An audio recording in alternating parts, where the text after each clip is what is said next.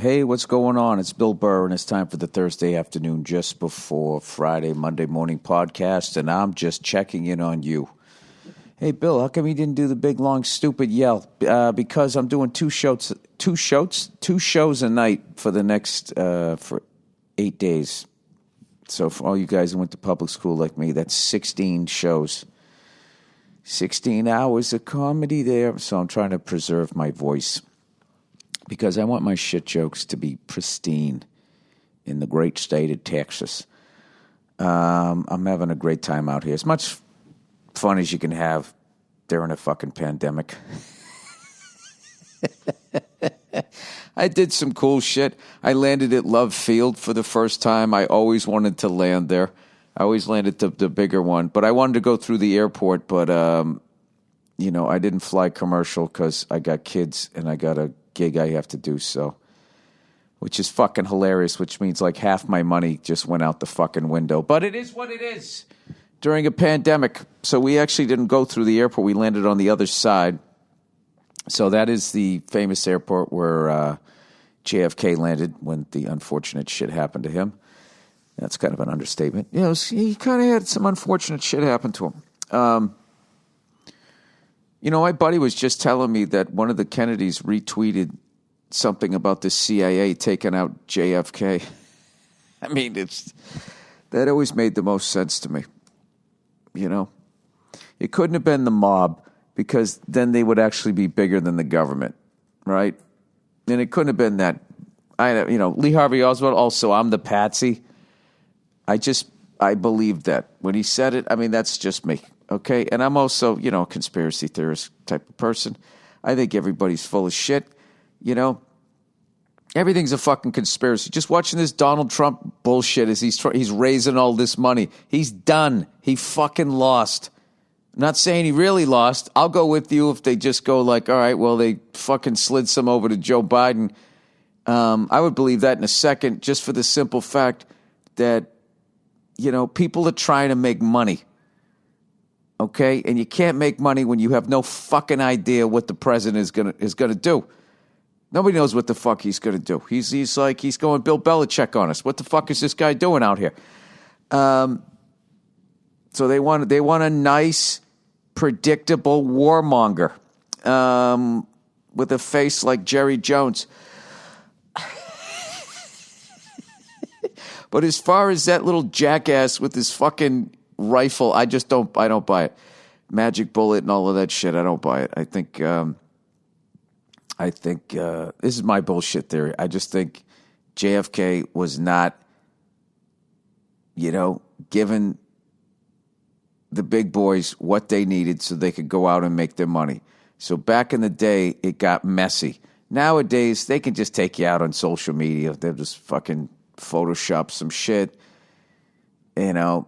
say that you did something with the Russians. They'll just fucking come up with some shit. They'll cut and paste it together, whatever. You're not from this country, whatever the fuck they need to do. You weren't born here. They'll just come up with some bullshit and they'll get you the fuck out of there. They don't need to whack you anymore. It doesn't need to be messy.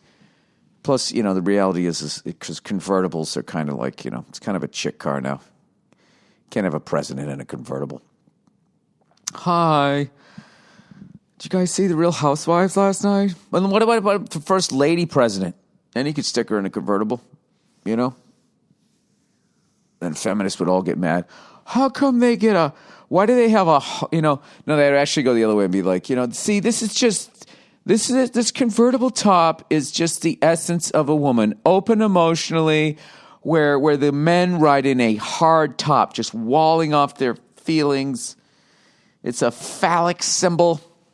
I always love that. The skyscrapers and rockets and shit are all phallic symbols. And it's kind of like, well, there's some architecture and design and aerodynamics in there. But if you want to say it looks like a giant dick, you fucking whore, I'll go with it. Why couldn't we flip it around and say you got penis envy? There's so much of that feminist shit that's just hilarious to me, like, or just female arguments where they go, oh, it's a double standard. If a guy does it, he's a stud. If a woman does it, she's a whore. Well, first of all, men have to talk women into bed, where women can just show up with their titties out and they can get some dick. I mean, that's kind of how it is, right? Don't want to be crass, but I just was. And there's also other double standards that level it off. If a guy fucks around, he's a dog. He's a piece of shit. It's his fault. If a woman fucks around, it's the guy's fault. He wasn't giving her what she needed emotionally. So there's double standards that work out for you. Hey, listen, I don't want to start a fight here between the men and the women. All right? I want gay people to argue. So no, I'm kidding. All right. I watched some. I haven't done shit. I go to the venue, I do my shows, and then I come back to the hotel. And I study my French, and speaking of French, I watched a movie on Netflix called Lost Bullet, which I really, really, really enjoyed. And I got to be honest with you, I'm getting pretty good about reading French, even though it's flying by. But I got to tell you, as far as trying to understand when those people are talking, holy shit. I mean, it is like 100 times faster than I can kind of keep up. But I've been sticking with it. I've done Duolingo for 141 days in a row. And then I got this really great app. What the fuck is it called here? Pimsleur. Pimsleur. And I don't know. I've just been doing this shit. We'll see if I stick with it. I always start to do it, and then I never do. But I think this time it's going to stick because it's kind of, I follow now I just follow random people on Twitter and Instagram just because they're French. Like I just sort of wrote some French shit just to see what accounts would come up, and I just followed anybody just because I want to be reading it. And now I'm starting to watch like French movies. I'm trying to immerse myself into the language because I think it would be fucking hilarious to go to Paris one day and act like an ignorant American and actually be able to understand what people are saying. Or maybe you don't even do anything and they just look at your face and just go, this stupid American or whatever the fuck they would say. Americain. Unless it's a woman, Americaine. Je suis français.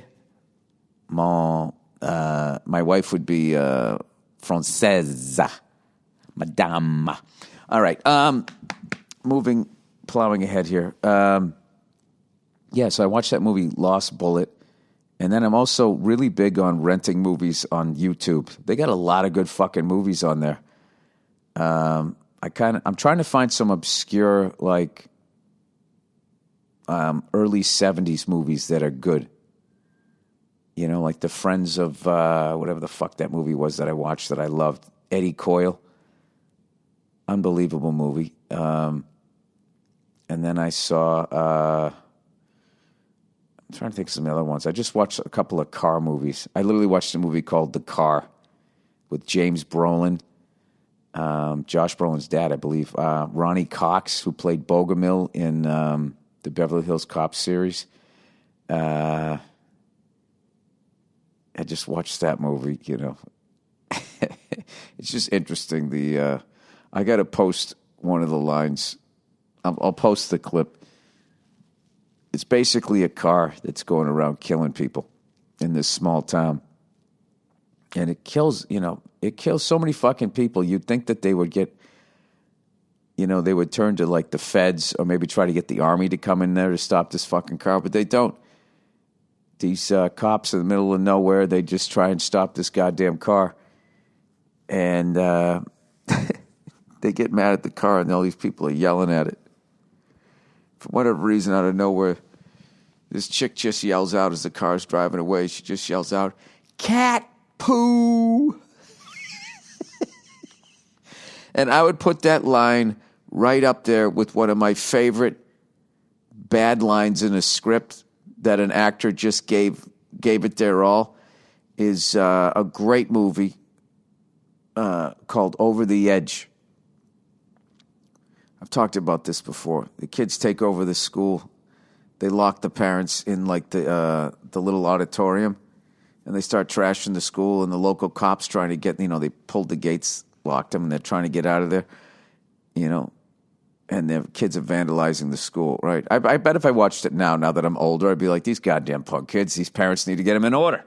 But when I was a kid, I liked it. Like, yeah, man, trash the school. Fucking trying to teach us for free.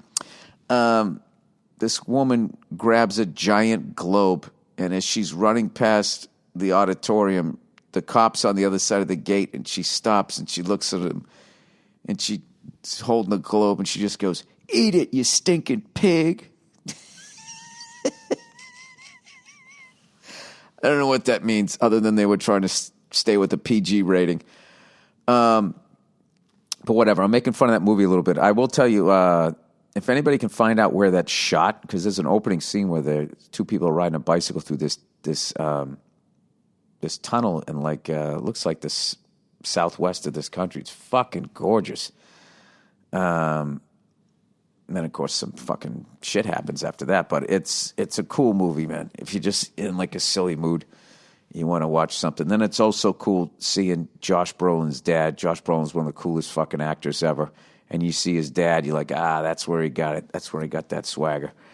And also, what I can't understand is whenever they do a movie about the 70s, like now, they never can do the hair right.